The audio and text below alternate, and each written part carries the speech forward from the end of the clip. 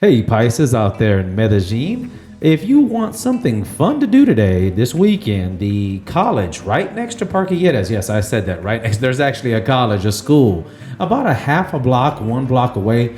And if you want to join in, they have a bunch of students putting together, showing off all their skills of clothes, earrings, art designs, things handcrafted stuff here, and of course they're 100% Colombian made. So it's a great place to pick up some handmade stuff from Colombia, and you're gonna meet some great folks out here too. Students, a lot of students. So come with a smile, a great attitude, a little bit of money. I think it's like 10 mil to get inside.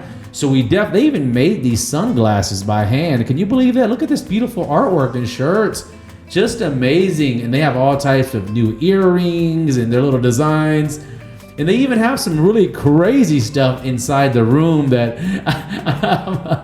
I'm going to let you guys walk in that room right there where it says sex exhibits. It's a little bit crazy here. But artwork is to be interpreted. Very nice people. Look, she was telling me about how the custom stuff that she made here. Hope you like it. Hit the subscribe button, notification bell.